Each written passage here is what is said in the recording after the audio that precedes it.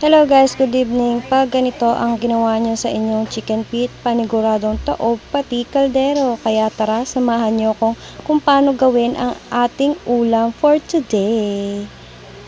So ayun na nga, nagisa nga ako dyan ng bawang sibuyas at luya at inilagay ko na nga ang ating chicken feet dyan. Hindi ko na nga yan pinakuluan dahil nga papakuluan natin yan mamaya. At hindi naman kasi masarap kapag sobrang lambot niya, pati buto nakakain na. Kaya naman iginisa na nga natin yan dyan. At pagka mekos-mekos lang natin yan dyan, pagkatapos nga nating i-mekos-mekos yan, ay lalagyan na rin natin yan ng pampalasa para naman may lasa na siya kapag pinapakuluan. Nilagyan ko nga lang yan ng pamintang durog, konting betchin at konting asin para naman kapag pinakuluan na natin siya ay magkaroon na siya ng lasa at manuot siya sa loob ng ating chicken feet. At naglagay nga ako dyan ng isang katutak na tubig. Ayan, dapat tubog siya. Papakuluan kasi natin yan ng papakuluan hanggang sa lumambot siya dahil nga hindi nga natin siya pressure cooker. Dahil nga ayaw nating sumobrang lambot yung mga buto niya. So, ayan. Pagka nga na mekos-mekos na natin yan ng ganyan, ay tatakpan lang natin yan at pakukuluan natin siya ng 5 minutes. Okay. At pagkatapos nga natin pakuluan yan ng 5 minutes at eto na siya. So, maglalagay nga tayo dyan ng chicken cubes. At mahahaluin lang natin yan dyan ng ganyan.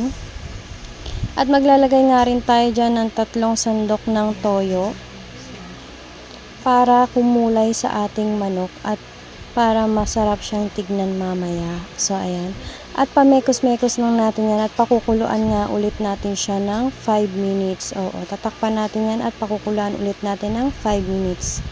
So, ayun na nga, after 5 minutes at ito na nga siya, kumulay na ang ating toyo sa ating chicken, hindi na siya maputla. At kita nyo naman na nagkakrak na nga yung laman niya at hudyat yan na malambot na siya, pero hindi pa gaanong kalambot. Kaya naman pakukuluan ulit natin siya. Bago natin siya pakuluan ulit, ay lalagyan muna natin yan ng mga pampalasa. Naglagay ako dyan ng 3 at kalahating kutsarang asukal. At maglalagay din tayo dyan ng liquid seasoning. Depende sa inyo kung gaano karami. At maglalagay din tayo dyan ng mahika seasoning. So, depende rin sa inyo yan kung gaano karami. Ako, tansya-tansya lang ang nilalagay ko dyan. At maglalagay din ako dyan ng durog na paminta. Kanina pino yung nilagay natin, ngayon naman ay durog. At maglalagay din ako dyan ng 3 pirasong dahon ng laurel, pampabango. At imimekos-mekos lang din natin yan. At kailangan nga natin na mag-reduce yung sabaw niya. Dahil nga, para malaman natin na kung malambot na siya. Kaya dapat mag-reduce yung sabaw niya. Kaya naman, pakukuluan ulit natin yan ng 5 minutes. At tinikman ko nga muna bago natin takpan yan. At nang okay na siya, so tatakpan na natin siya at pakukuluan ulit natin sa loob ng 5 minutes. At after 5 minutes nga ay eto na siya. Nag-reduce na yung sabaw niya. So, ayan. Yan yung mini-maintain natin na mag-reduce yung sabaw niya.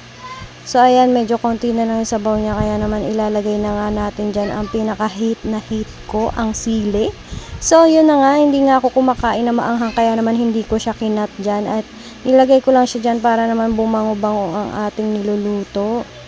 So, tamang tinig nyo ay hindi nga ako kumakain na maanghang. At ilalagay na nga din natin itong ating sikretong coconut milk. Any brand ng coconut milk pwede kayong gumamit. So, ito lang kasing Coco Mama ang meron ako dito sa bahay. Kaya naman ito na ang ginamit ko.